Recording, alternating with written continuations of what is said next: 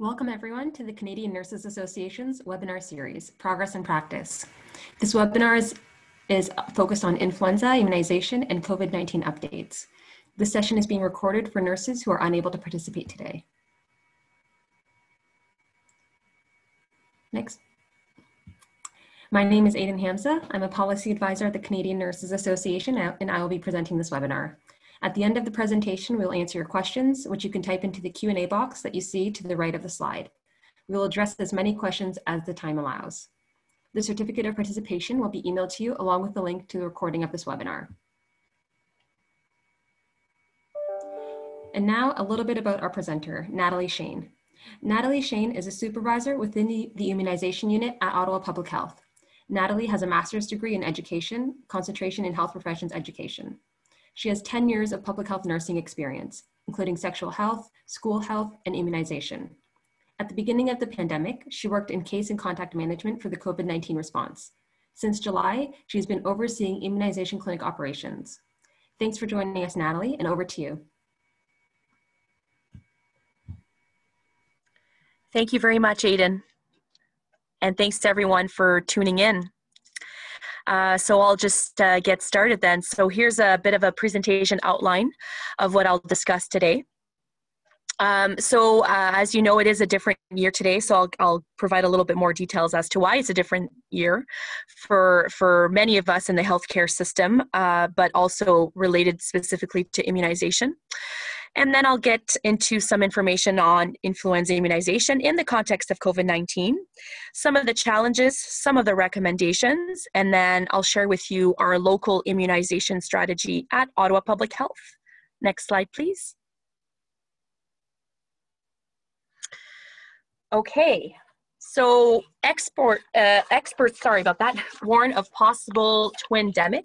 What does that mean for us? Well, we know that there are going to be two viruses circulating.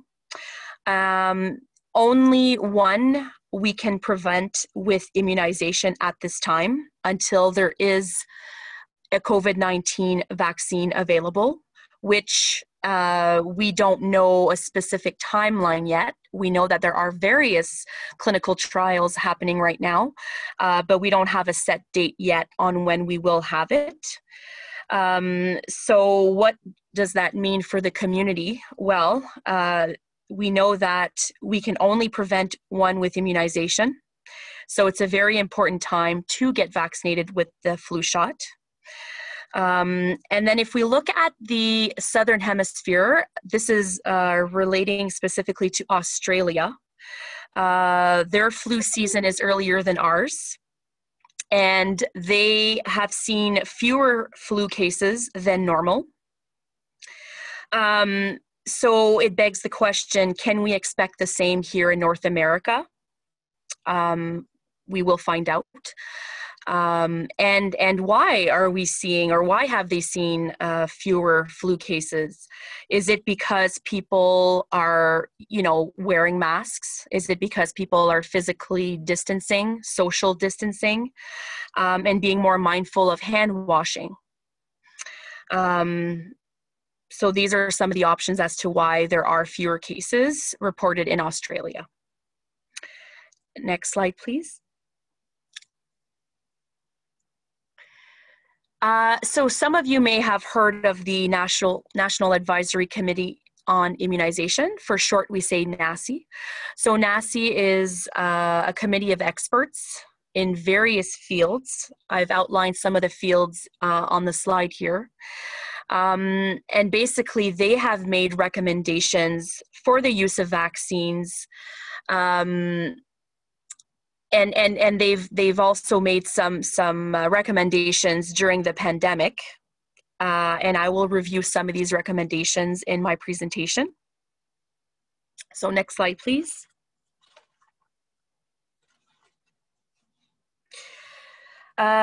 So before getting into the recommendations, I'll review some of the challenges. So one pretty, some of these challenges are, I'm sure you are fully aware of them, and if not, it'll be a good review, but these are challenges not just for us as immunization program, but also in general in the healthcare system. So, of course, there is a need for measures to avoid transmission of COVID-19 to staff, volunteers, and clients. And this is important because we want to provide a service that is secure for clients and for staff. So anything regarding IPAC, infection prevention and control, is challenging for various reasons, and you'll notice that some of these challenges they kind of overlap. But yes, that's definitely one of the main ones. Now, because of the risk of staff having COVID-19, it brings us to the next challenge, which is availability of personnel to to provide immunizations. Yes, of course, there are staff that are deployed to other COVID-19 related work. We also have to be mindful of, we do have high-risk staff or volunteers.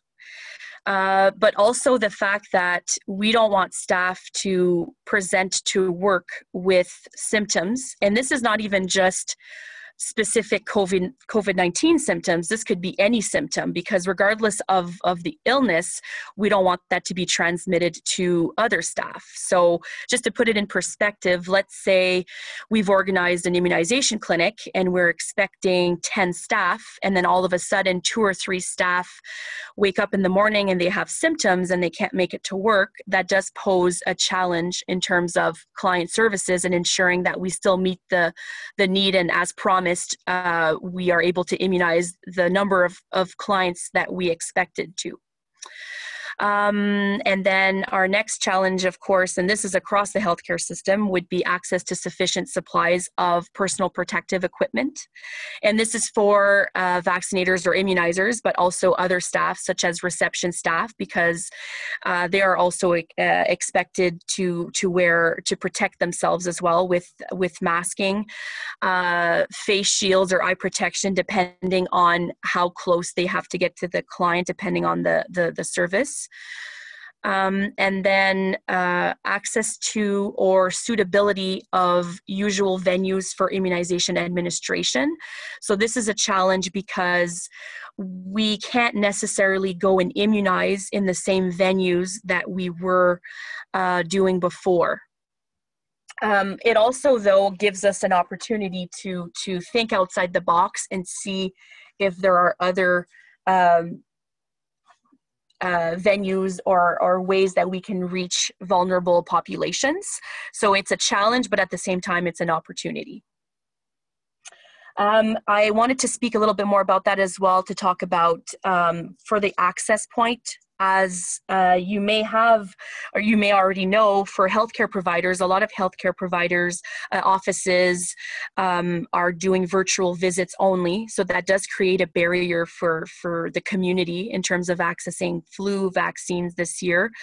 And even though those that are not just doing virtual visits, because of the important physical distancing measures and IPAC measures that need to be considered when providing the service, some of these offices are not big enough to provide that opportunity. So, for instance, if the office is very small, they may not have enough of a waiting room, for instance, for the post-vaccination waiting period that is recommended when immunizing. So all of these little things do pose a challenge for the access of flu vaccination. Next slide, please.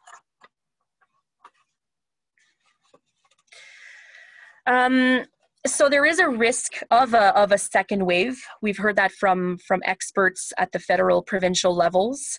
In Ottawa, our medical officer of health has already said that we're likely in our second wave. So because of that, of course, we will provide flu vaccination clinics. But the issue is, when we are officially in a second wave, what does that mean for our clinics? Well, we still want to immunize the community with flu, with the flu vaccine. So we have to be extremely strict with our measures. That's the only way that we ensure to protect our staff, but also the community. And which leads me to the next challenge of the possibility of the public fear of exposure to COVID-19 while accessing immunization services. So we don't want people to be scared to come to our clinics, and we don't want people to be scared to go to their family physician or the pharmacy to get their flu vaccine. So it's going to be important for us and in the healthcare system in general to show people or communicate to people what measures are in place so that people aren't scared to access this service, because we do want people to get their flu shot. Another challenge is potentially increased demand for influenza vaccines starting early in the campaign. So we anticipate, first of all, that there will be a larger uptake of the flu vaccine this year in general. But in addition to that, we expect that uptake to be much earlier in the season. So rather than, having some people accessing it, end of November, December, like they would normally do, we may have a larger amount of people trying to gain access to it mid-October, like very earlier on in the season. And this is something that was seen in Australia. They did see an uptake in the flu vaccine earlier on in their flu season. Next slide, please. So we'll get into the recommendations for influenza immunization programs. There's quite a few recommendations. These recommendations are our own recommendations, but also the ones from NACI, so the National Advisory Committee on Immunization. Next slide, please. So the first one would be to consider alternate models of influenza vaccine delivery. So it is a different year. We do want to reduce crowding while maintaining or increasing vaccine uptake. So what does that mean for vaccine delivery? Well, we can use non-traditional settings. And of course, as long as it meets the guidelines of provincial or territorial legislation. So for instance, in Ontario, pharmacies can provide the flu vaccine. I'm not sure if that's the case across the country, but I can speak to Ontario at least. This is only one example of a non-traditional setting. I'll get into more details of other venues later on in the presentation, but definitely this is the time to think outside the box and consider other venues that we wouldn't normally use for flu vaccination. Next slide, please. So as part of this recommendation, there are a few approaches. So community immunization clinics. Now, of course, if we hold community immunization clinics, we have to make sure that there are a lot of them available, so that not only do we meet the need in terms of where people live so they don't have to travel too far, but also to ensure that there is physical distancing at the clinics. And they would have to be by appointment only, so that there isn't a long lineup of people outside of the venue waiting to be immunized. That's traditionally what we would do at Ottawa Public Health, is that we would have community clinics, no appointment, just specific days and locations. And then during busy times, unfortunately, there could be a lineup. Well, we can't have that this year. So our clinics will be by appointment only. And then there's also, for the community portion, there could be considerations to administer vaccines outdoors, weather permitting. And I'll get into more specific options later in the presentation, but there are some options there as well. Another approach is to collaborate with primary care providers. So, looking at opportunistic times to provide immunizations. So encouraging healthcare providers to provide the flu vaccine if the patient is already coming in for another visit. And also consider immunizing the family as well that's accompanying the patient. So there's an example there. So if they're being discharged from hospital or seen for other reasons, why not use that time as an opportunity to provide the flu vaccine? Just so that that same patient doesn't have to go back to another venue to get the flu vaccine. In primary care settings, designated specific times to immunization clinics to ensure that only well persons are in the area at the time. So that does require some planning, of course, for healthcare providers, which not all will be able to do, but this is definitely an important consideration. Cooperation between several medical practices to operate a joint influenza vaccine clinic in a dedicated space with dedicated staff. If I can provide an example here, what we are planning on doing is to collaborate with some of the healthcare providers that have already told us that they will not be able to provide the flu shot in their specific office. So we've been reaching out to healthcare providers to see if they do plan on providing it. So, and all the healthcare providers that have told us that they will not be able to provide it because their office space is too small, we will work with them to find a venue where we will be immunizing clients, our own clients, and that we will also, they'll also have a space or a section of the space that they can use for their own clients. And we will ensure that we are screening the clients, will provide the vaccine supply, of course, most of the supplies, but they will be taking care of scheduling their own clients. So this is really to help those smaller healthcare provider offices. Next slide, please. Again, some more approaches for consideration. So for other providers, provide influenza vaccine during senior shopping hours at pharmacies and grocery stores.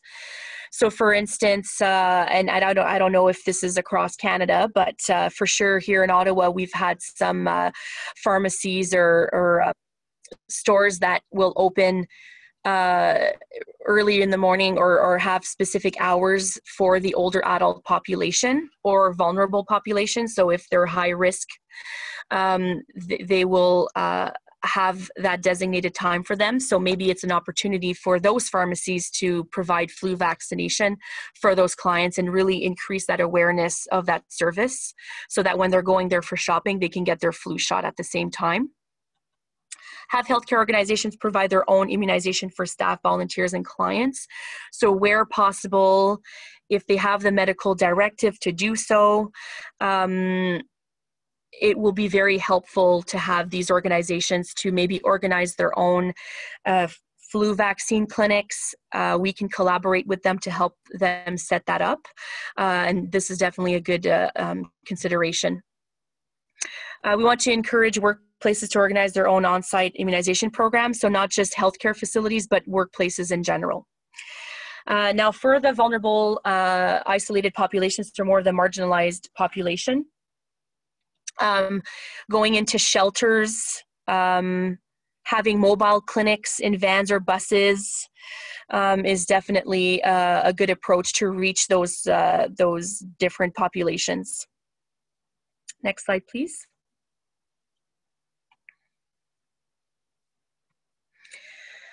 So adaptations to usual immunization procedures. So I've kind of spoken about some of these protocols already, and some of these will overlap, but in general, using infection prevention and control measures such as screening of COVID-19, physical distancing, increased environmental cleaning, which includes disinfecting chairs in between clients, disinfecting immunizer stations, which includes not only the chairs, but also the tables used for immunizing.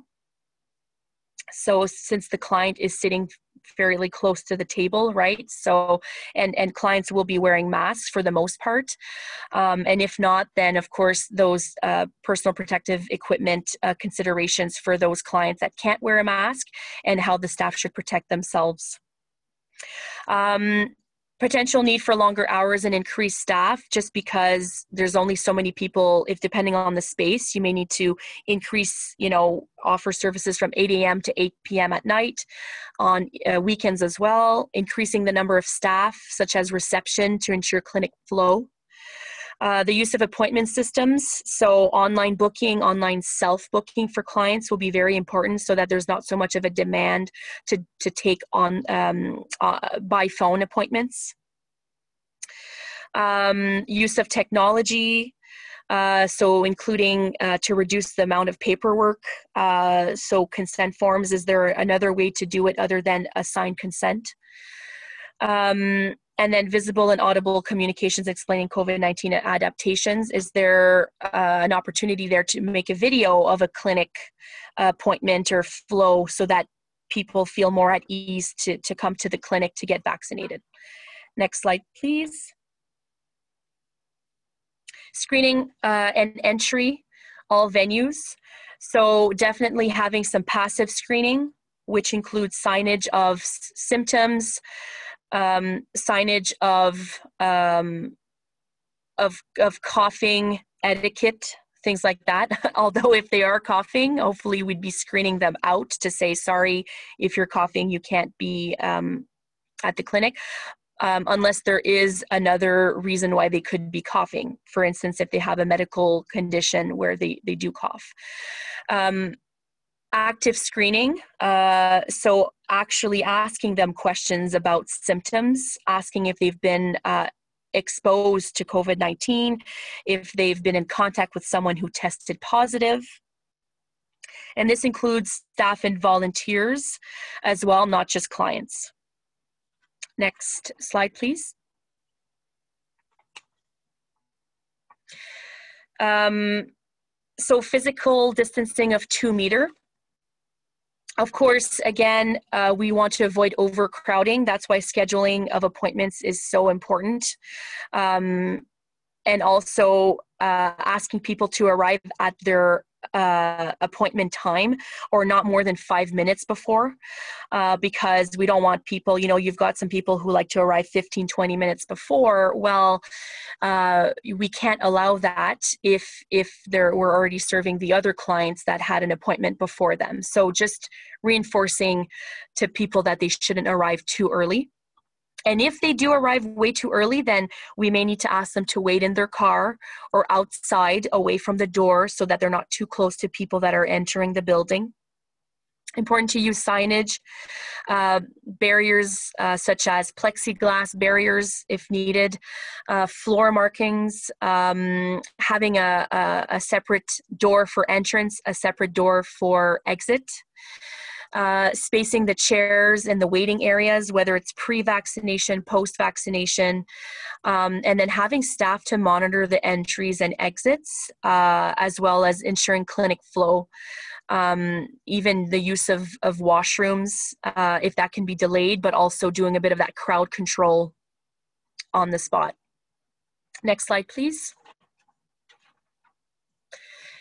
Infection prevention and control, I've talked about this already. But of course, not only to do screening, I've talked about doing screening upon entry for staff and clients, but also reinforcing to staff that they should not report to work if they have symptoms, regardless of those symptoms, because we can't tell if it's a regular cold, if it's COVID-19, if it's flu, we don't know. People have to stay home. I've talked about the physical barriers. A hand sanitizer, having hand sanitizer upon entry, having them even across the venue so that people are encouraged to use, to sanitize their hands, and also when they exit, having a station when they exit the clinic, they can sanitize their hands. I've talked about disinfecting the chairs, but this also includes disinfecting high-touch surfaces, whether it's the door handles. Hopefully most of the doors are wide open as much as possible so that there's less people touching the door handles. Ensure staff are trained on the use of PPE and hand hygiene. So there's a lot of we need to make sure that staff, whether it's reception staff, nursing staff, are all familiar with the protocols and that they're comfortable with it. Next slide, please. Clinic setup and immunization process. So first of all, doing a site visit of these venues is really important. So for instance, I just did one yesterday at a potential venue for immunization. And one of the things we look at is, can we place the immunizer stations very well spaced out? Is there enough room for the pre-vaccination waiting area and 2 meters in between those chairs? Is there enough room for the post-vaccination waiting area where people have to wait for 15 minutes? Is there one door for entry, one door for exit? So just looking at all of these things. So it's really important to do a site visit of these venues. Providing extra clinic staff and volunteers, it would be important just because they are there to ensure clinic flow, ensure that there's no overcrowding, and also even looking at client behaviors, you know, for the clients that have a mask that unfortunately sometimes are just wearing it over their mouth and not covering their nose. So having that extra staff to be mindful of those behaviors and to remind clients that they need to cover their nose and mouth at all times. I talked about using an appointment system. Online self-booking is a huge piece of that. So if you can get a vendor, if you're able to find a way to get an online booking system, definitely a good recommendation there. Of course, we want to minimize the number of people that you have in the venue at all times based on the size of the venue. I talked about having a paperless procedure. Minimizing the movement through the clinic. That's, of course, if you have additional staff to do that. And of course, maintain a list of personnel to facilitate contact tracing. So we need to keep track of who's coming through the doors. Full names, phone numbers, in case for some reason there is a positive, a person who tests positive, and they were, contagious during their visit at the clinic, let's say it was pre-symptomatic, then if there's any contact tracing, then you need to have a list of all of the people that came through the doors. Next slide, please.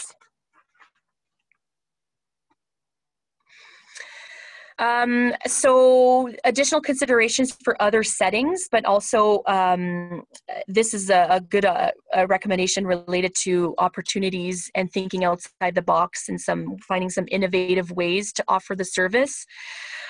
So these are just options. So school-based clinics, outreach and mobile clinics, outdoor venues, parking lot clinics. Of course, these are all weather permitting. Drive-through clinics. The thing with drive-through clinics, and I know, there's a lot of information out there about drive-through assessments and assessment centers. The difference here is when you're immunizing, there could be the risk of a vasovagal shock.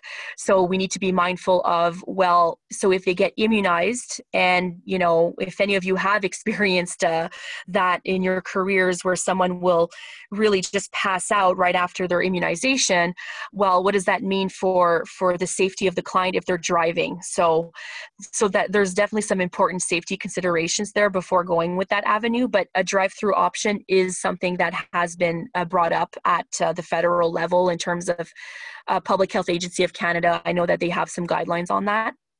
And then remote and isolated communities. So going in those group homes, in shelters to reach those high risk or marginalized populations. Next slide, please. Innovative communication strategies. So definitely using the use of social media is very important. Using videos, and I mentioned this earlier, but taking a video of the clinic process and posting it on your website, posting it if you have a Twitter account.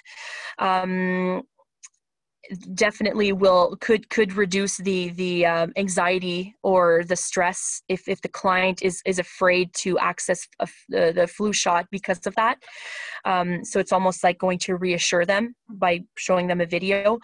And then using humor. I know that, well, for us at Ottawa Public Health, our Twitter account and Facebook account, our communications staff, they're really good at using humor, and we have found it to be very successful in terms of engaging with the community. So definitely an important consideration. Next slide, please. So this is our local immunization strategy. I won't go through it too much in detail, but basically you can see in the activities, under the activities, these are basically our three big picture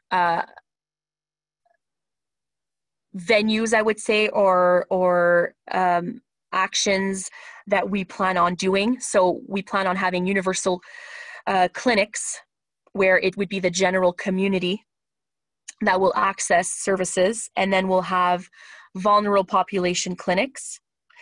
And then, as I indicated earlier, we'll have joint clinics with physicians or healthcare providers that are interested in collaborating with us. And again, this is meant to reach as many people as possible. And the long-term outcome would be to reduce pressure of health providers in the flu season, reduce chances of having flu outbreaks this year, decrease the number of patients infected with flu, and allow more resources allocated to cope with COVID-19. Next slide, please. So safety considerations for residents and staff. This is to conclude, and I've talked about this already, but what we want to do is we want to minimize chances for exposure. We want to use infection prevention and control protocols, not only for client safety and staff safety, but also for the public confidence in our service. Appropriate use of personal protective equipment, and of course, physical distancing. Next slide, please. Important collaborations. Again, talking about having the consideration to collaborate with primary care providers, working out those concerns and working with them over their concerns of overcrowded clinics and immunizers. So shot staff, sorry, someone else put this together, but immunizers is what we're referring to here. Local social services organizations, so working with shelters, group homes, to reach vulnerable populations, and other organizations to include long-term care homes, retirement homes, working with Red Cross, just so basically trying to collaborate with any organization that wants to help in reaching more at-risk and vulnerable populations. Next slide, please. I'm almost done here. The last two slides is just to show pictures of a clinic setup. So these pictures here were taken over the summer. We were doing some clinics in a school gym, catching up for school vaccines because in Ontario we provide the school vaccines in grade 7. And because of our cycle 2, since schools were basically closed as of March, we had to do some catch up this summer. So this is just an example of one of our clinics this summer. So as you can see, we have the waiting room area. The chairs are very well spaced out. The top right picture is one of the immunizer stations, and as you can see, the student is far away from the nurse who's on the right-hand side, and this is while the nurse is doing her screening questions prior to providing the immunization. So that's an important consideration as well, is even if the staff or the nurse is wearing a mask and a face shield, it's not necessary to be close to the client until it's actually time to immunize. So that's an important consideration. So any screening questions should be done at a distance, and then only use the within 2 meter time to actually provide the vaccine. The bottom right picture is a picture of our reception, one of our reception staff, and she's got her screening questions in front of her. We've got hand sanitizer because, of course, upon entry, it's important to get the clients to hand sanitize. Next slide, please. And these are more pictures. So obviously the top left picture is one of our clients being immunized. The client is wearing a mask. The nurse is wearing eye protection. Top right picture is an example of, we had like a phased approach at our clinic. We would do our assessment at one station, and then the immunization would occur at a separate station. Clients were waiting behind a line while we were asking them questions. The nurses are sitting over a 2 meter distance, even if they are wearing a mask. And then, of course, we've got a picture there of one of our lovely nurses, bottom right, who's wearing her face shield and her mask. And next slide, please.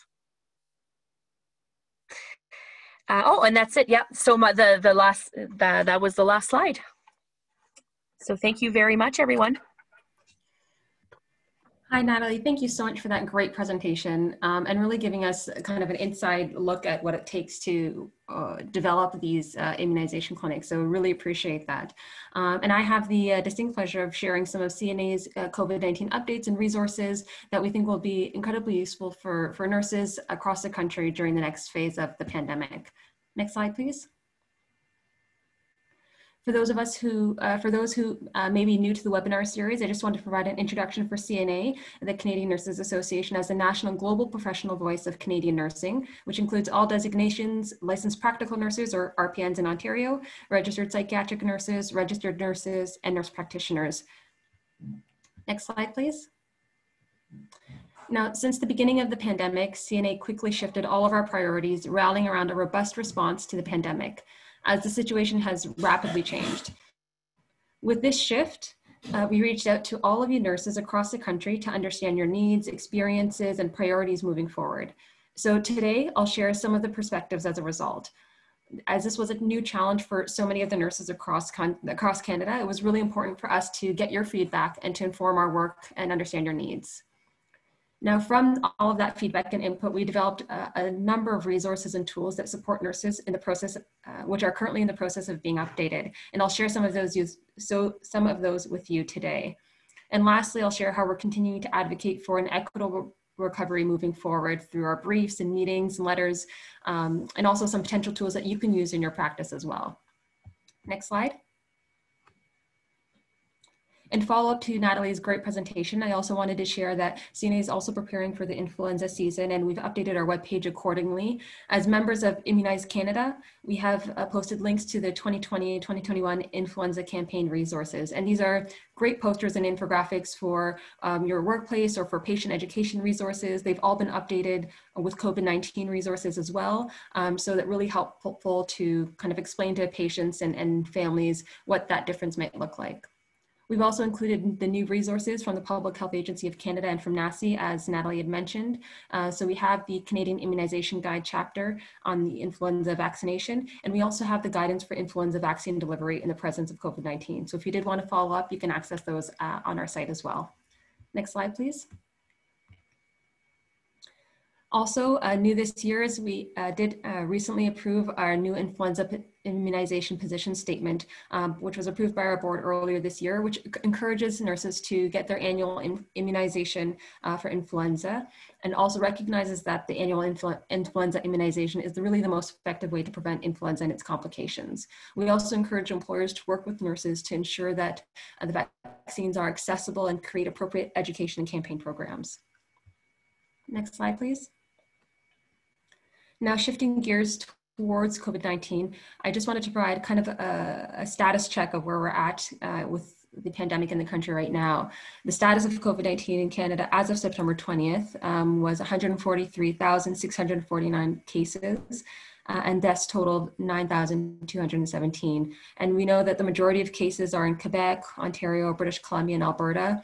And it is precisely in these countries where we are, in these provinces, where we are starting to see a steady increase in cases, starting really since late August. And that's another reason why we felt it might be helpful to bring up this webinar at this time so that we can really help prepare nurses moving forward. Next slide. We've been really working diligently to ensure that we're able to meet the needs of nurses across the country. So we did reach out to you for feedback, and I wanted to share some of the feedback that we did receive. We used social media polling to really get that immediate reaction, and we've actually developed this one pager, which again, you can access on our site as well, which shows some of the results of that. And not surprisingly, many of our early polls showed that protection at work, protection of health and family and friends were really the key concerns. Of course, we know protective PPE or personal protective equipment, both in terms of access and guidelines, was highlighted.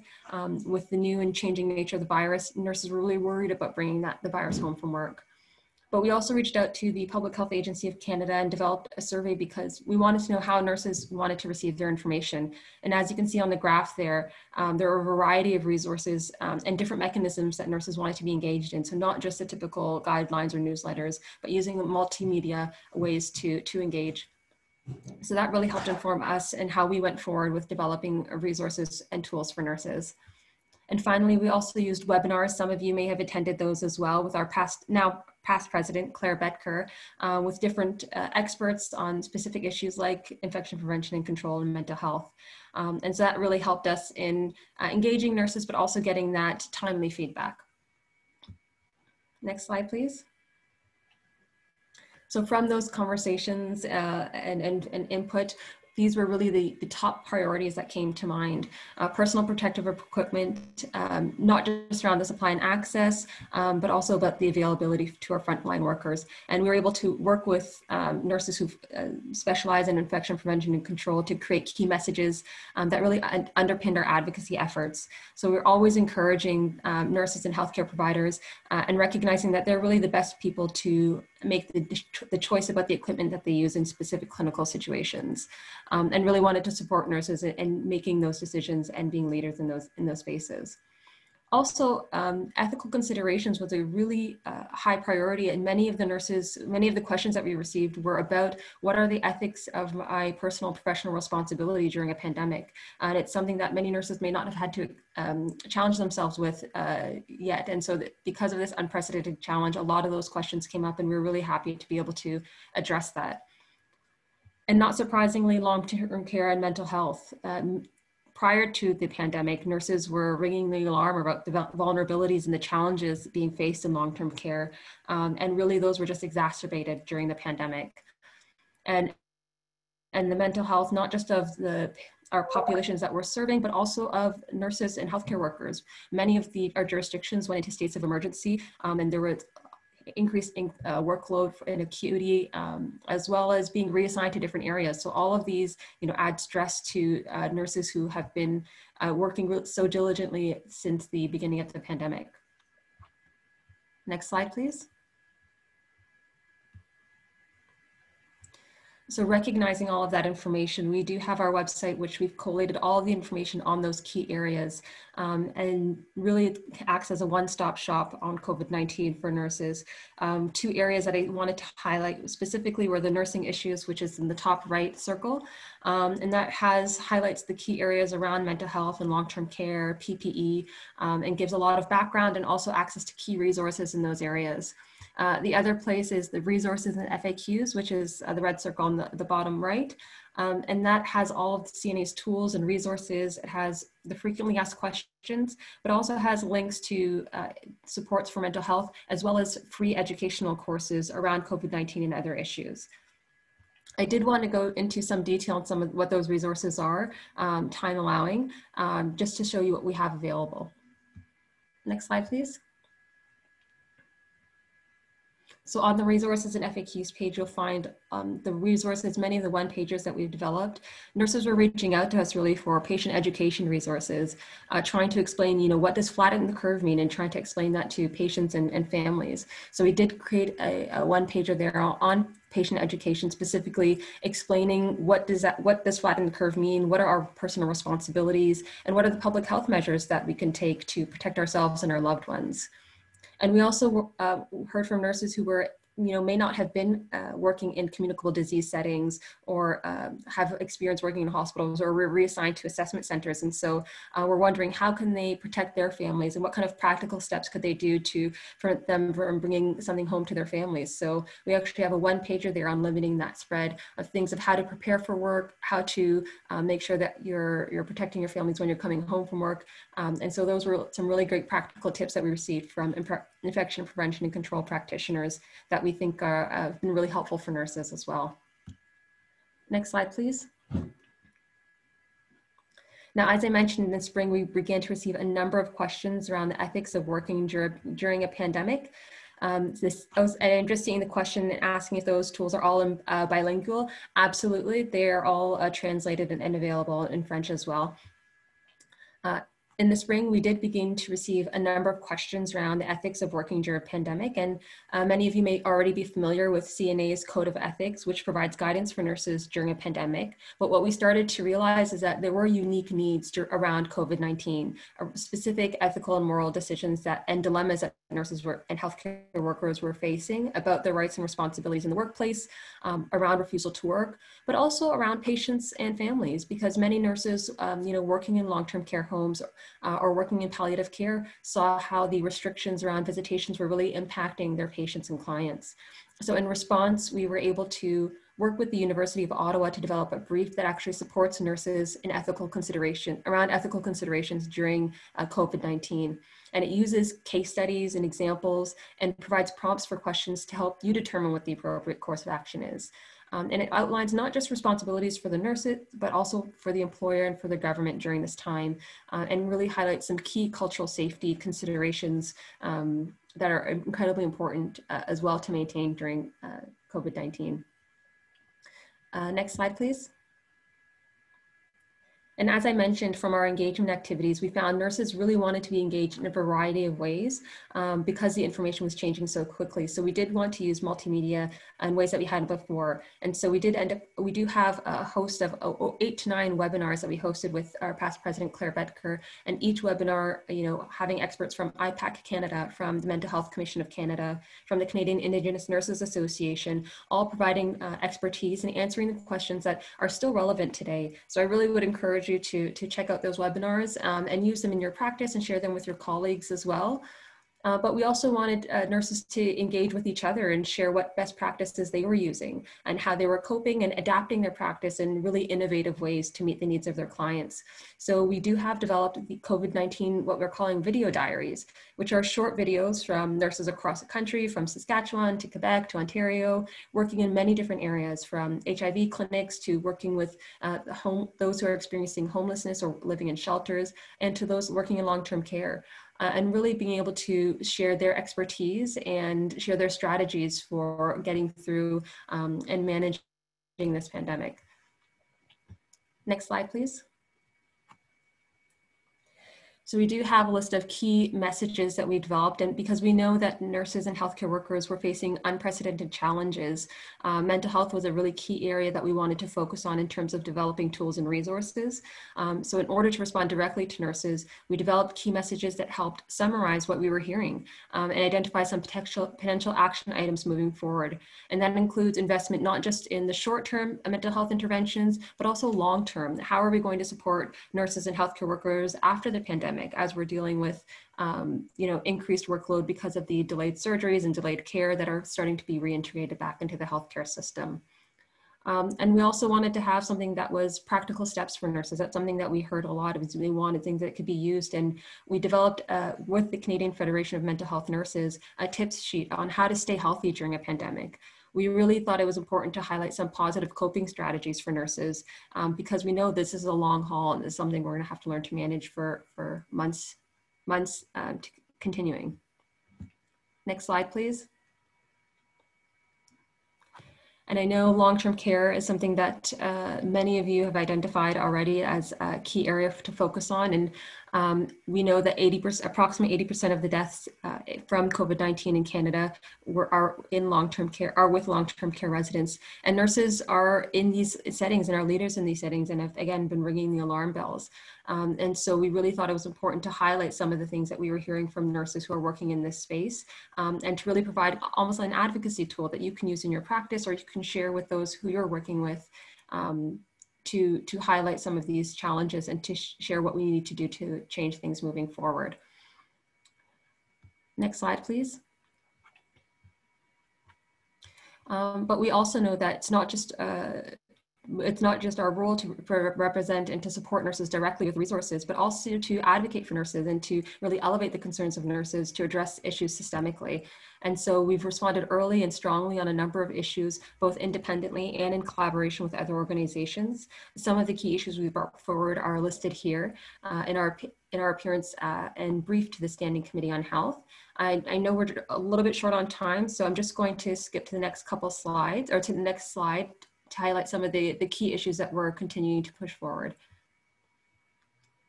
So many of you may already be familiar with our long-term care, CNA's 2020 vision for long-term care, and we're really advocating for a reimagining of what long-term care could be to ensure that we address the systemic issues that have led to the shortfalls and not just a patchwork. So this includes an inquiry on aging, which encompasses not just long-term care, but the aging process. Also, of course, reviewing the response and as needed, and not just addressing the issues now, but preparing for the next pandemic, what the next emergency will be. And lastly, calling for increased investment in home and residential care. We want to support clients and patients to living where they are and using the best of the resources as possible. Next slide, please. Another key area where we focused on is healthcare worker data. There really is, there's been a lack of timely, consistent, accurate way to track the COVID-19 related healthcare worker infections and illness and death rates nationally. So CNA as well has been working with the Canadian Medical Association and the Canadian Institute for Health Information to determine the impact of COVID-19 on the health of all healthcare workers. And CIHI, or the Canadian Institute for Health Information, just released a report which shared that 1 in 5 persons, or approximately 20% of those who have been infected with COVID-19 is a healthcare worker. And so this is a great first step in starting to track this data, but we do need a more streamlined process, and we're continuing to advocate for that moving forward. Also, the International Council of Nurses recently released their report highlighting the alarming burden of disease and deaths from COVID-19 among nurses and healthcare workers around the world. So they surveyed about 44 countries and found that the healthcare worker rate was about 10% of COVID-19 cases, in which case Canada is about double that average. Next slide, please. Looking forward, we've been hard at work with the upcoming speech from the throne and the safe reopening of schools.